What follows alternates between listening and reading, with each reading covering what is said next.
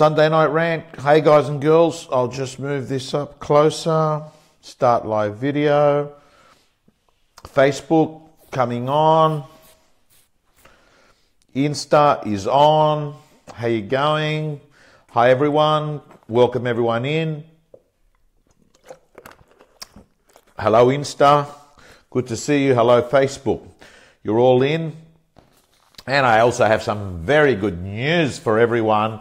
We're getting every Sunday Night Rant that we have done, which is, I think, about 100 and close to 150 episodes, I believe. And they are going to be on the iTunes Store and Google Shop as a podcast, which is going to allow people to actually listen to the Sunday Night Rant while they're driving along. So we're going to actually put them all up. They're being converted to podcast, and it will be available as a podcast for those that are good listeners. But of course, we're going to continue doing the live Sunday Night Rant on Facebook. So hi everyone. I'd like to welcome you all. I hope, can I just ask Facebook, you can see me nice and clear? Is the lighting okay? Can you just say lighting is okay? Hello to all my friends on Instagram as well. We're getting great views on that as well. Hello, Stephen. Yep, thumbs up, says the lighting is good. Hi, Shane. How you going? Hello, James on Insta. So we're going to just get this audience to build up. Hello, Dean. How are you? Hello, everyone. Chika from North Queensland. How you going? Kim Hamilton, good to see you from Dubbo. How are you? Shane, looking forward to seeing you this week. Number 2 agent for all of Western Australia, coming in for a video. Lisa Novak, it's romantic, says Lisa. So let's go. Hello, great man, Jason. How you going? All good? Fantastic. Okay. So, guys and girls, we have a Sunday Night Rant, and today I'm going to cover 7 things that I think over the last 2 decades I got wrong. 7 things that I screwed up on. And why am I going to actually analyze 7 things that went wrong? Because maybe, hello Aaron, good to see you. Stone and Wood as usually. Angelo, how are you? Thomas Watt, how you going? The reason why I'm going to go over these 7 things is I believe that you can learn from your own mistakes, but you can also learn from other people's mistakes. So I'm really hoping that, yes, how you going? Mr. Curiata, how are you? Realestate.com. The weekend was fantastic. By the way, hydration's important, Nick Riggers. I'm loving this Aqualub water. Beautiful. Guys, hello, Johnny Manners. So the real estate weekend, we did 12 auctions and we sold, I think, 7 out of 12. It was a pretty challenging day, I would say. But the deals are being done still. I think prices in the areas that I operate have dropped 10%. I actually think that prices are going to drop furthermore in September, October when there's more stock on the market, because in some parts of Australia, the markets that I'm working, there is still little stock. Hello, Nick Carr. How are you going? From Honda. Marie Manis, good evening. Okay, so guys, we've got the hellos out of the way. Hey, Paulie Biller, let's move on. These are the 7 things, and I'm going to start off with the first one. And the first one I'm going to talk to you is I'm pissed off that I always struggled having an ideal week. I actually think that ideal weeks are totally overrated. And what I mean by totally overrated is this. I think that when you create an ideal week that resembles a prison, how inspiring is it going to be if you have this ideal week where it says, you know, from 7 to 9 o'clock you will do this. From 9 o'clock to 10 o'clock you will do this. From 10 o'clock to 12 o'clock you will do this. From 12 o'clock to 4 o'clock you will do this. From 4 o'clock to 6 o'clock. It's overwhelming. It's draining. And I'm going to tell you that the real secret is to create an ideal week, to build a magnificent day. And what we mean by building a magnificent day is not a day sitting in Tahiti on the beach by the sun. What I'm talking about is having the right ratio of what I call responsibility and reward. Or, better way to say it is a right ratio of things that need to be done versus things that you like to get done. And what actually happens is when you create this ideal week that you actually cannot satisfy those requirements and you don't comply and it doesn't have sustainability, you begin to feel very guilty. And when you feel very guilty, you feel like a loser, and losers don't do well in business. So what a real great thing to do is, my friends, is to actually learn to create an ideal week and an ideal day, to have a magnificent day and a magnificent week. And that means that you are going to have the right ratio of things that inspire you, but things that need to get done. So that is the first rule, I wish, because there's too many people that are saying have this rigid, structured, ideal week. And by the way, can I tell you, my experience is hardly anyone sticks to this perfect ideal week. But let's assume that you've got this week now. Let's assume you've got this week that you've designed that helps you build a magnificent life. And you've got things in there, the things that are important. Let's assume that you've got your business development time allocated there. And then you've also got time for you to have a massage. And then you've also got time for you to be doing sales presentations. And then you've also got time for you to doing exercise. It doesn't look, as if it's something that resembles Long Bay Jail, and all of a sudden you begin to look forward to it. And you have to understand, you have total design of your life. You've got to understand that. And you're going to have to make a decision. Are you going to have a life of accidents or a life by design? So that to me is very important. I'm going to also talk to you about the second thing that I think I actually got wrong. And that is, I never addressed problems when they were small. I never addressed problems when they were small. A perfect example would be, I can't tell you the amount of times I would run out of petrol when I was in my 20s. I mean, I could tell there wasn't much fuel left. And what would happen is I would keep driving and driving and driving. Then I would run out of fuel. So what's the rule here? The rule is act when a problem is small and fixable. Because if you don't, it becomes a big fucking problem later. This can also apply to things like your health, right? Like, I know, particularly if there's some of the girls here, look, if you feel a small lump, right? What I suggest you do is actually address it, because at that point, when it's small, even if it is bad news, at stage 1, it's fixable. At stage 3, stage 4, it's not fixable. So what I'm getting to you is understand, fix things early.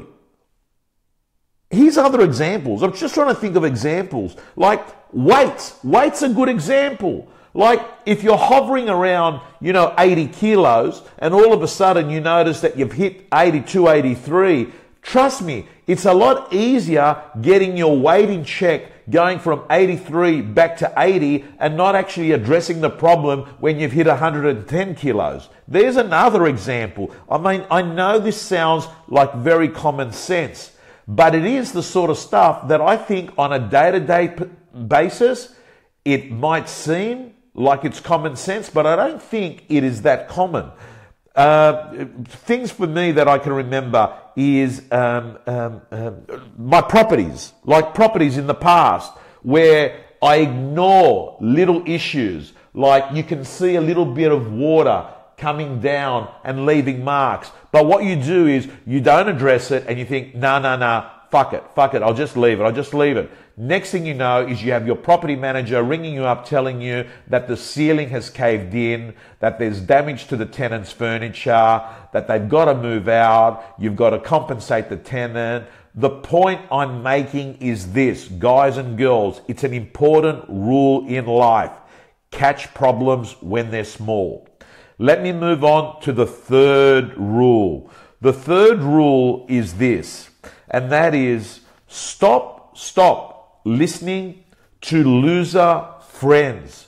I wish I'd picked this up earlier in my life. Stop stop listening to loser friends. I'll tell you why. Because I had a group of friends, very, very young in my age. And you know what we used to do? We used to, end up not going off to our lectures or taking time off work or taking time off school, and we'd go in and we would have a joint and we would chill. And you know what? I would think to myself, you know what? I'm feeling, a little bit guilty here. I shouldn't be sort of, having this. And then what would happen is you pig out on shit food and people would say, hey man, it's all good. Just chill. No, it's not chill. I like it better when I've got a friend that says, no, Tom, it's not all right. You're in a fucking mess. You should be at fucking work, but you're fucking stoned.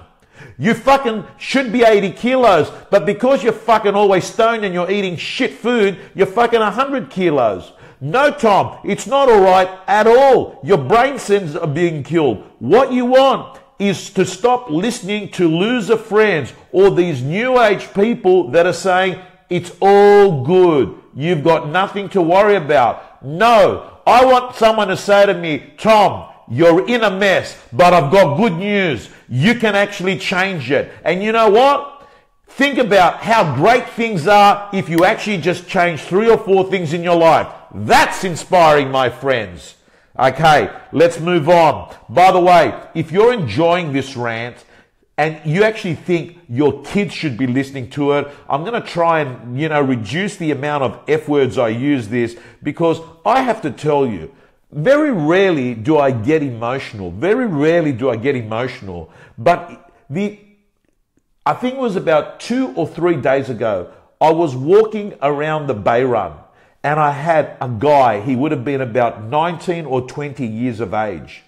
And this 19 or 20 year of age guy, I'm always running around and I've got my iPods on, those white things, you probably see me doing the Bay Run, and I've got them on. And I saw a guy look at me and sort of, said, have you got a moment? And I took him off and I started speaking to him, and he said, listen, I'm not a real estate agent, and I could see the guy was nervous and he wanted to say something to me, and he went on to say, Tom, I just have to tell you that like about a year ago, some person shared on Facebook this thing that you do, a Sunday night rant. And, I listened to it. I've never ever been exposed to sort of motivation or stuff about self-improvement. And I just had to listen to what you were saying. And I just want to say thank you. I really want to do. And it was like he had a tear in his eye. He said, I want to let you know that I hadn't spoke to my brother and my mother for a couple of years. I'd left home. My work was a mess. And just by sitting there and watching your video each week, I just started with some small little micro habits, some small little micro wins. And I just wanted to let you know that my life is so much better, and I just want to thank you. I got to tell you, and don't get me wrong, I realize what I do. I speak at seminars, and I think to myself, even if 99% of people hate you, if you speak to 13,000 people, there's going to be a small group of people that are actually going to get stuff out of you. But to actually see this guy, this 20-year-old guy who just had a tear in his eye with a genuine thanks, that means a lot to me. That means a lot to me. So guys and girls, if you think that anything I'm saying here is of any use or help to you or people close to you, press share that button. I'm telling you, I'm in the business of making a difference, right? More than making $1. So gang, what's my message there? I'm getting in a metal cul-de-sac and I can't get out because I am fucking emotional about it, thinking about that guy.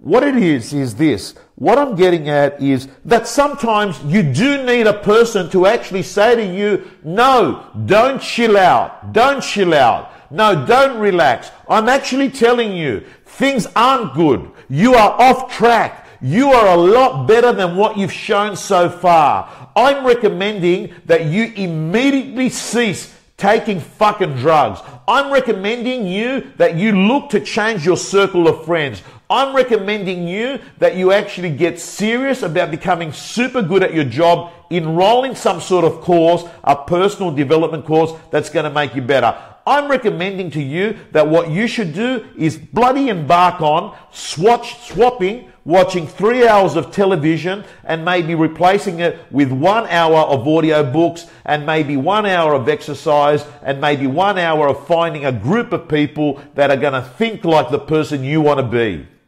Anyway, let's move on to the next one. And the next one is, this is my next rule. I wish I'd learned earlier on, and now a lot better at it. And that is, stop talking to people who are not listening. Stop talking to people who are not listening. And what I mean by that is, when you speak to people that are not listening, your message is devalued. If they don't appreciate it, don't worry about it. Because if you worry about it, what's actually happening is you are devaluing your worth. My advice to you is, in business, if you're a real estate agent right now and you have a vendor that you've had on your books and they won't listen to what you're saying, maybe what you should do is actually gracefully terminate that relationship, because there's an opportunity cost. And that opportunity cost is actually, it means that spending time with people who won't listen to you takes you away from meeting people who will listen to you. This is very common, and thank you so much for everyone that just pressed that share button. It comes up. Thank you so much. So, gang, I'm saying to you, understand that what you want to do is ensure that you have people that value what you say, and then go off looking for other people that want to hear what you say. Let's move on to the next one. And the next one is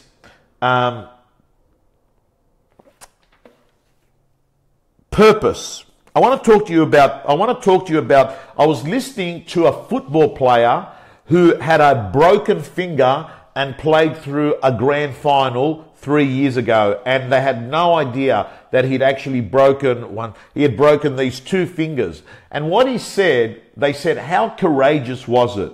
And he said, I didn't think it was courageous. I actually couldn't really feel it. I was so pumped up about winning. My purpose was to win this grand final. And that made me realize, you see, when you have a purpose bigger than your pain, life is much easier. And the reason why is, when you have a super strong purpose, you have what I call endorphins. You have this chemical reaction going into your body. And what actually happens is that it actually medicates you from pain. So the real gig in life is to actually find this purpose that is so big that it's absolutely stronger than the hurdles and the pain that you've got to go through. I mean, there's plenty of experiments that they've had. I mean, they do experiments with rats, right? They do experiments with rats. And what they do is they get, a rat by itself, no other rats in a cage. And all they do is actually put cocaine in it. And what actually happens is, because it has no actual other rats with it, it has no purpose, it has nothing else to do, these rats become addicted to cocaine and they cannot operate without cocaine. And then what actually happens is, you take this rat away and you put it in a cage with other rats. Slowly it actually starts interacting with other rats and it stops worrying about cocaine. Why this is important, guys and girls, is this is basically saying to you is that if you actually don't have people around you, if you don't have a purpose, if you don't have reasons to be getting out of bed, chances are that you end up having a pretty fucked up situation, right? So understand that. Understand the importance of purpose. It has got a chemical reaction to help you numb away anxiety. Number six, I want to talk to you about this, and that is, I wish I learned, do not do things you hate. Do not do things you hate. And what I mean by this is if something drains you and you dislike it so much, what I'm saying is find something else that can have a similar result, but something that you don't mind and you have a higher tendency to comply with it. And this is very important in the success of business, and that is compliance. And that's why I hate it when I hear, educators, coaches, trainers that say, this is the one way, the only way. That is bullshit. My advice to you is, your way is the only way. And how do you become your way? You become the subject and the scientist. And what you do is you try things until you work out something that is your mojo, something that feels acceptable to you to do on a regular basis. Don't listen to the bullshit people that are saying this is the only way. I'm telling you straight, and I can speak from evidence because I've been working in this business for 30 years, and I can tell you straight, there is no one way, there is just your way, and it's the way that you stick to. That's what really matters. So guys, I'm going to tell you again, do not do things you hate. Do not do things you hate. And for instance, in business, it could be the way you prospect. Like, if you don't like door knocking, don't feel guilty about not doing door knocking. If you prefer talking to people on the phone, do the phone. If you prefer to be a person that likes to break bread with a lot of people in the community, do your thing. If you prefer to be shooting a lot of videos and actually amplifying your message by becoming what I call the digital salesperson, do that thing. But don't do things you hate. I also want to finish off and let you know that I wish I'd learnt that there is a thing called secondary payoffs. And secondary payoffs, hello Stevie Georgiakis. Steve Georgiakis, I was going to meet Steve Georgiakis at the great Cafe Bar Italia at 9 o'clock tonight for a quick meal. But I'm feeling, girls, I'm letting you know, I have had a major, and there is Con Mythos Damaris. He is the owner of Bar Italia. Mate, guys, gelato, pizzas, I've had there. I've had the steak there.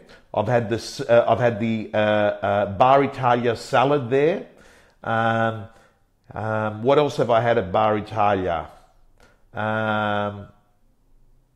Yeah, and I've got to say, Mr. Damaris, you should put your prices up. They're too cheap. Anyway, let's move on. I want to talk to you about secondary payoffs. Secondary payoffs. And secondary payoffs, my friend, are things that even though you know that these things are wrong for you, there's some reason that you keep doing it. And I want to give you an example. Heroin users. How bizarre is this? Heroin users said one of the things that kept them, they knew it was bad for them. They knew their teeth was rotting. They knew they had lost their family. They had lost their job. They knew that they were an absolute mess in every area of their life, physically, mentally. But one of the things, apart from the physical addiction, when they were taken off drugs, they said that they missed was being part of a group that was accepted. How interesting is that? The fact that they were able to fit in and be accepted by a group, the group that was shooting heroin together, the people that hung around, the people that made them feel normal. I'm going to say to you, behind every bad thing is what I call a secondary payoff. Cigarette smokers. What is that payoff? The fact that they're able to take a break from their work, go downstairs and have, in many ways, like a 10-minute meditation. That's what they're doing. It's a social sort of thing. So, gang, I want you to know that when you're able to understand, to identify what I call secondary payoffs, it helps you in the habit creation. It helps you understand that if you are going to go through a change program, that you are going to have a goal, yes, to change. You are also going to have a reference group, a group of people to help you in that change. You're simply going to have to leave that house with the other 10 junkies and move into a house that doesn't have 10 junkies, but you can actually fit in there. You're going to need that group, that reference group. And of course, you're going to need to be in what I call an environment where it structurally makes it hard for you to fail. And what do I mean by that? If you don't want to slip, don't hang around slippery spots. Hey, if you're a person that, is got to get off the booze, it sort of makes sense that you're not playing bingo at Wednesday nights at the Marlborough Hotel, right? Think about that. If you know that the right thing for you is not to be doing coke or E's, it makes sense. You shouldn't be out at 2 a.m. You should actually be asleep so you can be part of the 5 a.m. club nice and early, because what you'll be doing is hanging around with other people that are running around the Bay Run because they've just woken up and not coming home at that time. So guys and girls, there's 7 things that I think I wish I'd known these earlier on in my life. I want to let you know, to the real estate gym members that are on here, we are about to announce the app that is coming. So it is going to be in many ways a little bit like the Netflix of coaching apps. That's coming. No extra. It's part of your membership. I'm also letting you know, in addition to that, we're going to be announcing live dates for real estate gym members. Only real estate gym members, where we're going to be face-to-face, having script schools, dialogues. We want to actually give you even more value. And in addition to that, the other thing that we're doing is been working away on the success journal that's going to be available in the next 3 to 4 weeks. Guys and girls, as usual, I want to thank you so much for the biggest thing that you can give Tom Panos, and that is your attention. God bless. Have a great week.